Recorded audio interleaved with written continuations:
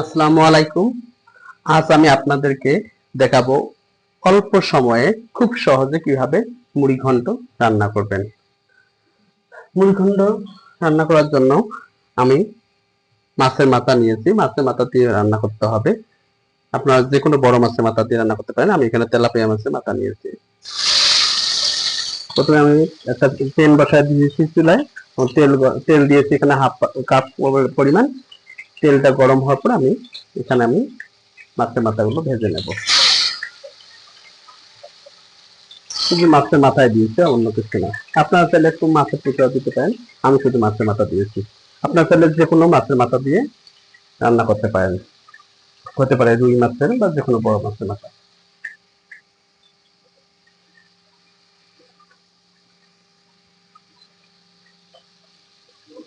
আমি এখন মাছের মাথাগুলো ভেজে নেব।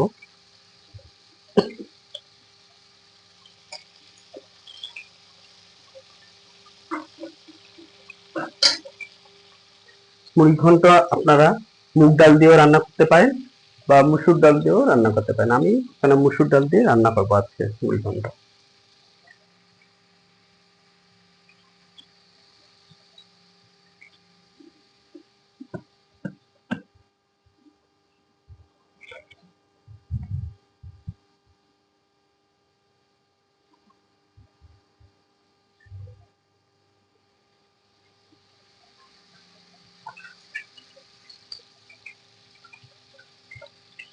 মাছের মাথাগুলো আমি এখন উল্টে দেবো।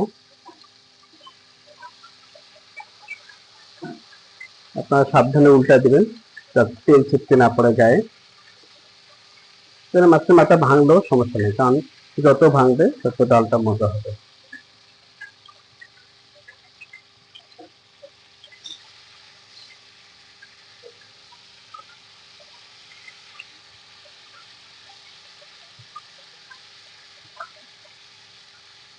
এদিকে আমি ডাল সিদ্ধ করে নিয়েছি। আমি আমার নিজস্ব স্টাইলে আমি রান্না করলাম। সেটা হচ্ছে আমি এখানে মুসুর ডাল নিয়েছি আমি 200 গ্রাম পরিমাণ। নিয়ে এটা আমি সিদ্ধ করে নিয়েছি, ভালো করে ধুয়ে সিদ্ধ করে আলাদা সিদ্ধ করে রেখে দিয়েছি। সেটা হচ্ছে আমি 50 থেকে 55 বা 60% আমি সিদ্ধ করে নিয়েছি, পুরোপুরি সিদ্ধ করে নেই। কারণ ওই ডালটা যখন আমি মশলা কষিয়ে যখন ঢেলে দেবো, তখন ওখানেই বাকিটা আমার সিদ্ধ হয়ে যাবে। সেগুলো পুরোপুরি আমি সিদ্ধ করে নিই।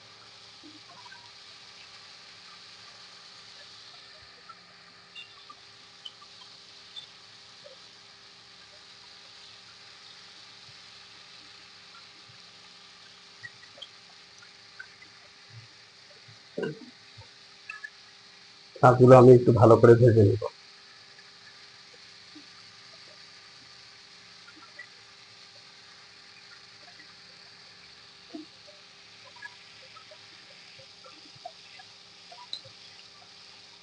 কড়াইটা ভালো করে নাড়িয়ে চাড়িয়ে নিচ্ছি যাতে তেলটা সব জায়গায় ভরে ভালো করে।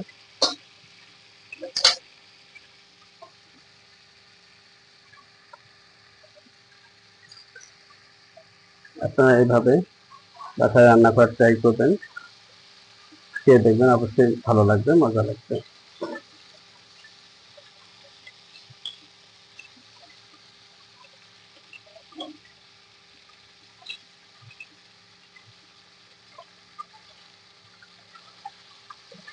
আমার মাছ ভাজা প্রায় হয়ে গেছে, এখন আমি নামিয়ে নেব।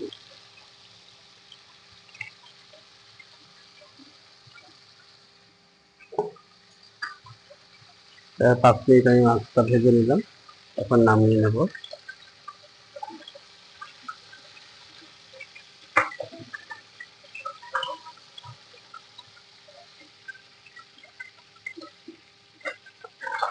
মাছের মাথা যেটি দিচ্ছি, এখানে একটু মাছ আছে লেগে গেছে, কোনো সমস্যা না।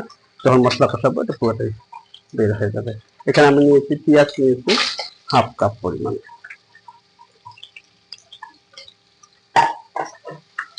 পেঁয়াজটা নেড়ে দেবো।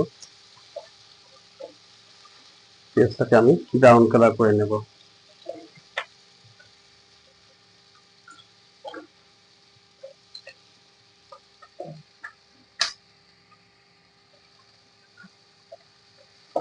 সাথে দিয়ে দিচ্ছি আমি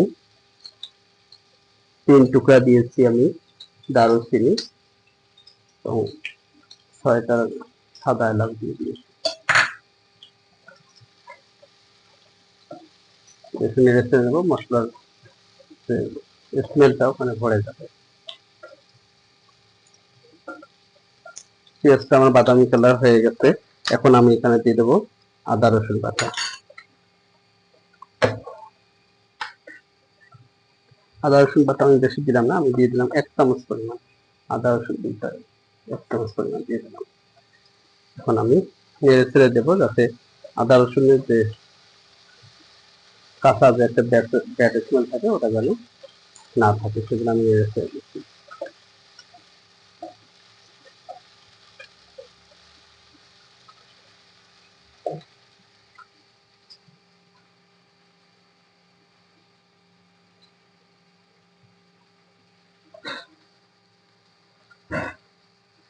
এখন আমি দিয়ে দেবো 2টা তেজপাতা, আমি ছেড়ে দিলাম। তেজপাতাটা এটা ছোট সাইজের 2টা তেজপাতা আমি দিয়ে দিয়েছি।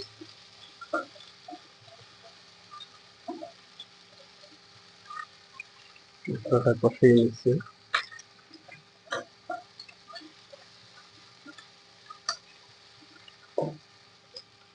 এর মধ্যে আমি লবণ দিয়ে দেবো পরিমাণ মতো। আপনার যে যেমন লবণ খান সেভাবে দিবেন।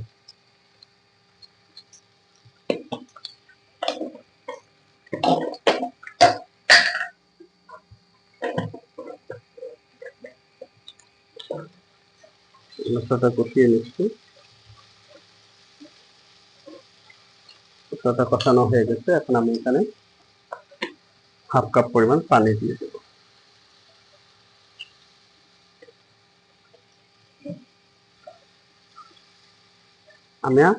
এখানে আমি হলুদ এবং মরিচের গুঁড়া আগে দিয়ে দিতে পারতাম, দিলাম না, যে মশলাটা তাড়াতাড়ি পুড়ে যায় সেজন্য আমি দিলাম না। পানিটা গরম করে এখানে দিয়ে দেবো।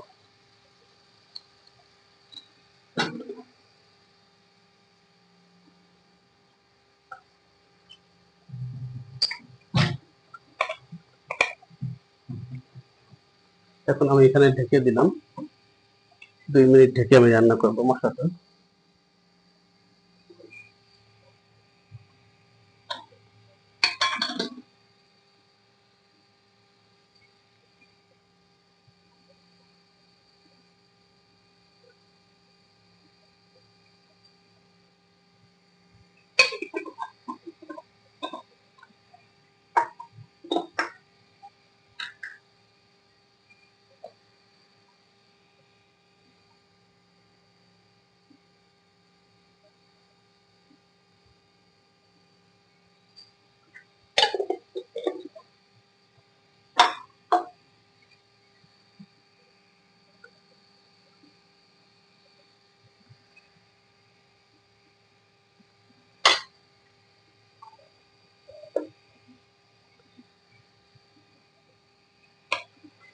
তো 2 মিনিট হয়ে গেছে। এখন আমি এখানে দিয়ে দেব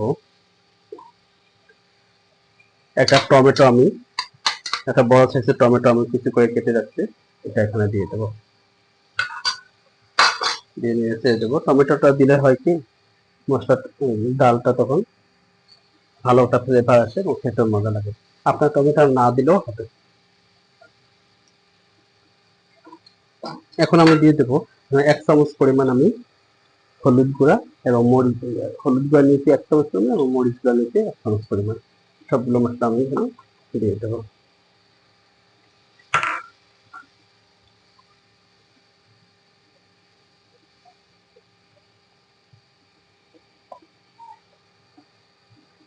আমি ডালের সাথে 5-6টা কাঁচামরিচ আমি এখানে সিদ্ধ করে নিয়েছি, সেজন্য মরিচের পরিমাণটা এখানে আমি কম করে দিলাম। ঝাল যেভাবে যারা যেভাবে খান ওভাবেই দিবেন ঝালের পরিমাণটা।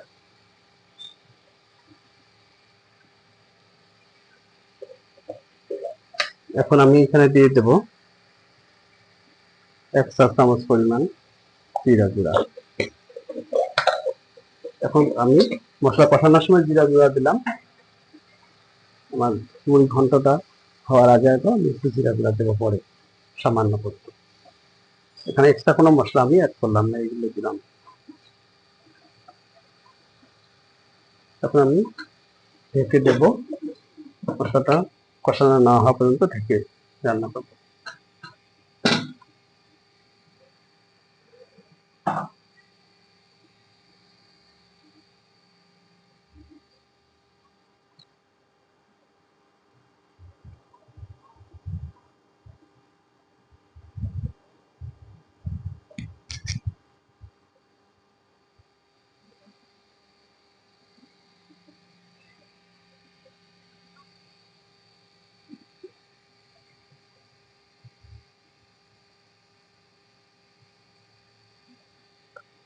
আমি এখানে 2 মিনিট ঢেকে মশলাটাকে কষিয়ে নেব। আমার 2 মিনিট হয়ে গেছে, দেখুন আমার তেলটা উপরে উঠে গেছে, মানে বুঝতে পেরেছি আমার মশলাটা কষানো হয়ে গেছে।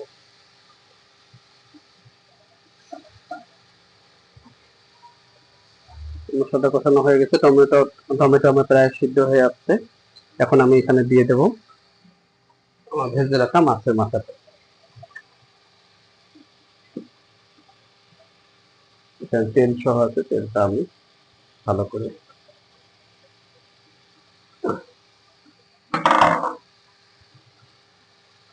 মাছের মাথাগুলো এখন আমি নিচে থেকে দেবো, তাতে মশলাগুলো মাছের মাথার ভিতরে যায়। আপনারা অবশ্যই এভাবে রান্না করবেন, তো অনেক মজাদার একটা মুড়িঘণ্ট হবে। সরি, অনেক সুস্বাদু হয়, খেতে ভালো লাগে।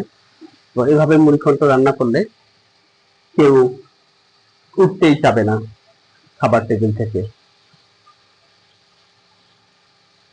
আমার রান্নাটা স্পেশালি ব্যাচেলারদের জন্য, ফ্যামিলি বাসা ট্রাই করবেন, করতে পারেন।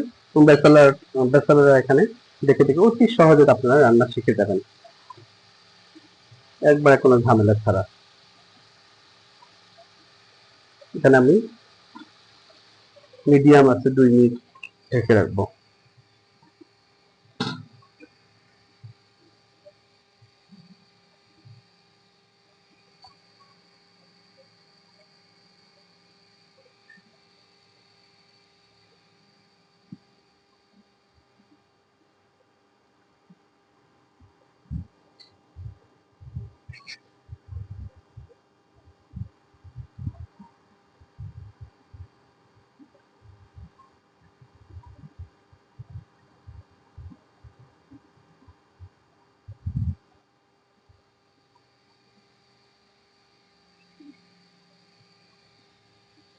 আমার 2 মিনিট হয়ে গেছে, এখন আমি নেড়ে দিয়ে দেবো, মাছটা যাতে লেগে না যায়।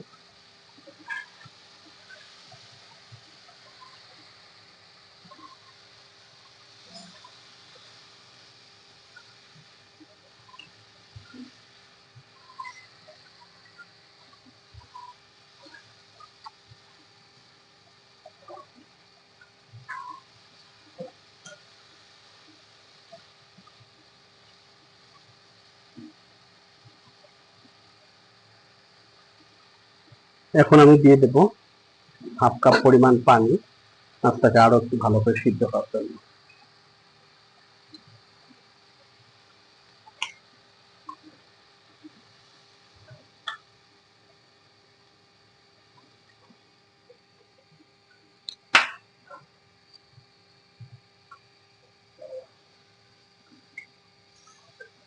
মাছটা সিদ্ধ হয়ে আসলে, পানিটা একটু কমে আসলে, আমি এখানে আমার ডালটা যে সিদ্ধ করে রেখেছি ওটা ঢেলে দেবো।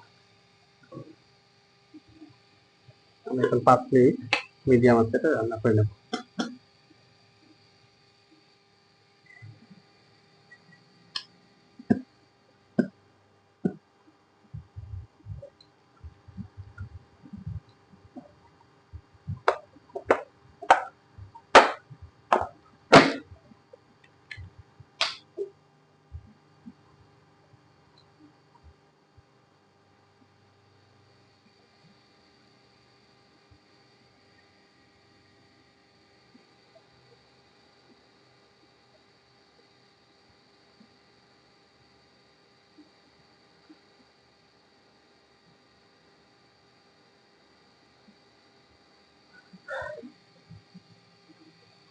বন্ধুরা আপনারা অবশ্যই এইভাবে বাসায় রান্না করার ট্রাই করবেন এবং পেয়ে যাবেন।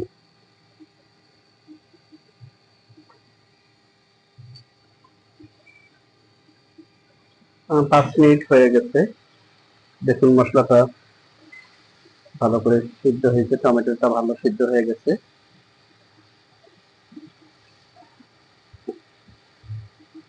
তেল উপরে উঠে গেছে, মশলা উপরে উঠে গেছে, মাছটা আমার সিদ্ধ হয়ে গেছে। এখন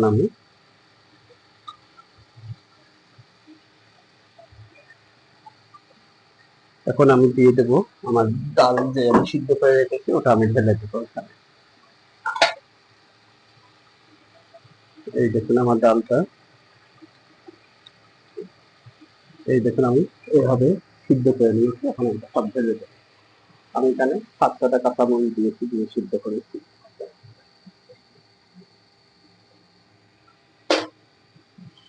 নেড়ে ছেড়ে দেবো।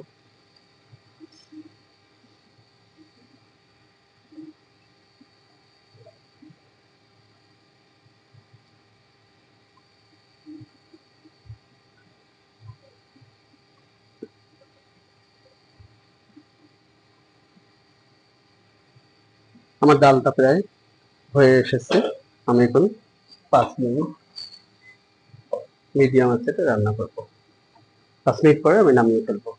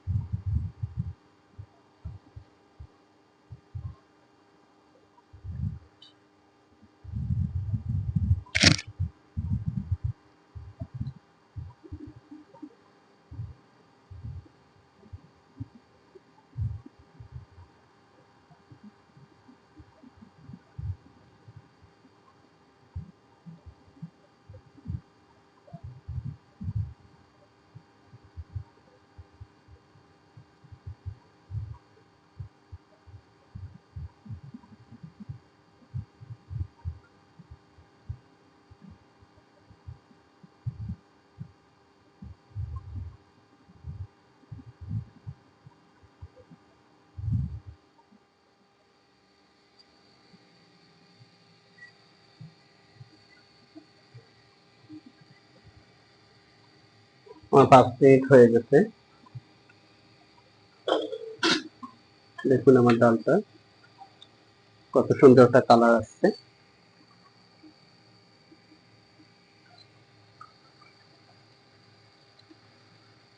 ডালটা আমার সিদ্ধ হয়ে এসেছে। এখন আমি জিরা গুঁড়া দিয়ে দেবো একবার সামান্য পরিমাণ, হাফ চামচ পরিমাণ।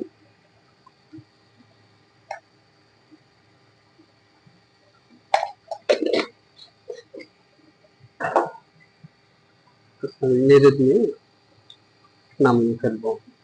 দেখুন আমার ডালটা কত ভালো একটা কালার এসেছে। একবার রুচিশীল রান্না, স্বাস্থ্যকর রান্না। দেখুন আমার ডালটা কিন্তু একটু এবারে 80% 90% সিদ্ধ হচ্ছে। পুরোপুরি সিদ্ধ করে নেই। এটা যখন নামিয়ে ফেলবো আমি, নামানোর পরে এটা গরম যখন শেষ হয়ে যাবে, তখন ডালটা পুরোপুরি সিদ্ধ হয়ে যাবে, মজা লাগবে। এভাবে আপনারা রান্না করবেন, সহজে রান্না হবে এবং খেয়েও মজা হবে। আর মাছের মাথা কিন্তু আমার এখানে আছে, রেখে দিয়েছি। থ্যাংক ইউ বন্ধুরা।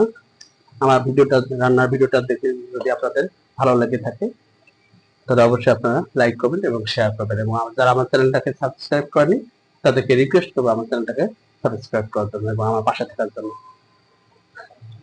আসসালামু আলাইকুম। Thank you.